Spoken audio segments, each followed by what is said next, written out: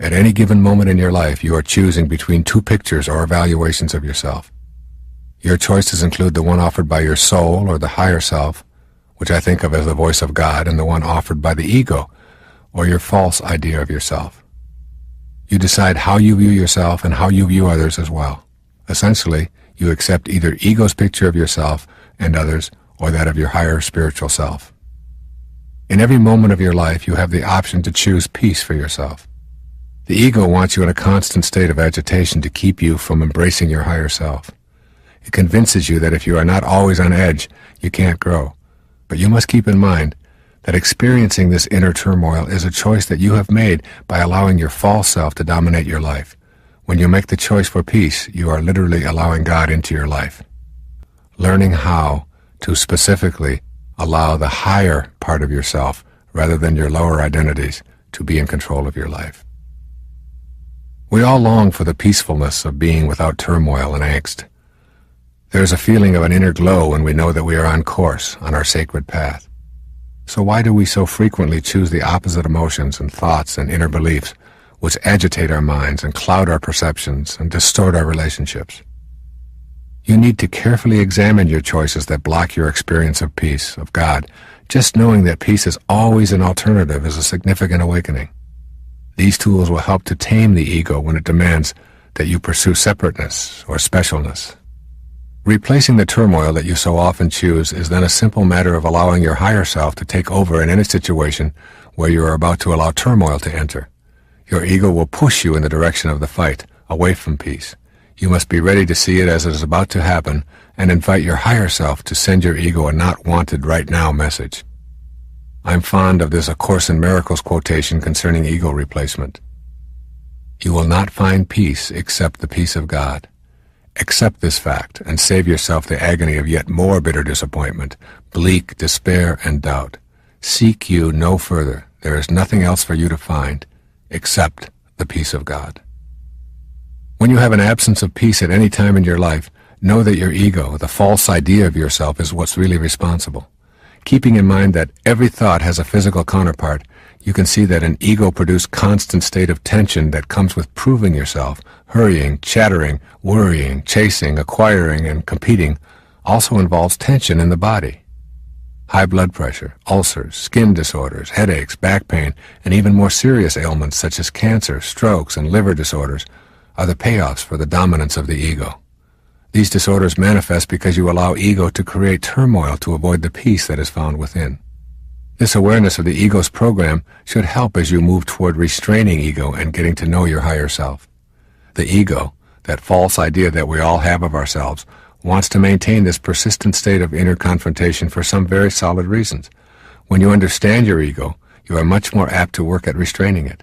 When you know why your ego behaves as it does, you will then be able to make the adjustments necessary for your higher self to have a greater influence in your life. Here are some of the most obvious reasons why your ego keeps you in this state of turmoil rather than peace. Most important, your ego has been with you since childhood. It has been nurtured by almost everyone you've ever known. Generations of those nurturers have also been dominated by their egos. Your ego wants to survive. If it can keep you in a state of inner turmoil, it will block you from knowing your spiritual self. From the ego's perspective, God is a huge threat, so it will do all that it can to keep you from experiencing that inner peacefulness where God's voice is so beautifully clear. Your ego does not want you to change. The idea of yourself as self-important and special nourishes ego, keeping it healthy and operating at full strength. Even though ego itself is an illusion, just a false idea that you carry around with you, it behaves as if it really had a life of its own. Your ego will make every effort to convince you that you do not need to change. In fact, if you're asking yourself why you shouldn't feel special, you are listening to it right now. These are the kinds of thoughts that have kept you from making the changes leading to inner peace. The ego thrives on fear. When you are afraid, you are at the mercy of the ego. Fear will drive you to behave in ways that undermine your sacred self. Your higher self tells you that there is nothing to fear, that love is the answer to everything, and that God is what love is all about. Your loving presence assures you that you do not need to feel guilty or fearful, and that if you do, it will subside when you experience inner peace. When you experience love within, you have no guilt and no fear. You know that everything you are experiencing is in order, including your woes, which are your greatest teachers, and the death of your body, which is ordained for all the world of the manifest. You know that death is a reward, not a punishment.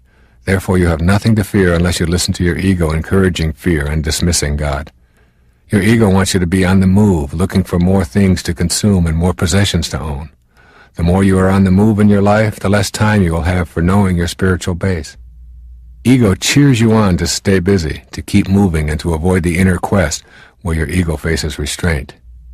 Your ego wants you to face outward. It wants you to continue facing the wrong way so that you cannot experience the presence of God in your life. By facing away rather than inward, you ensure the strong presence of your ego forever.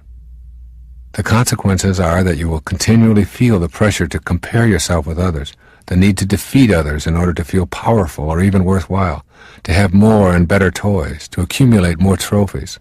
All of this facing outward is the work of the ego.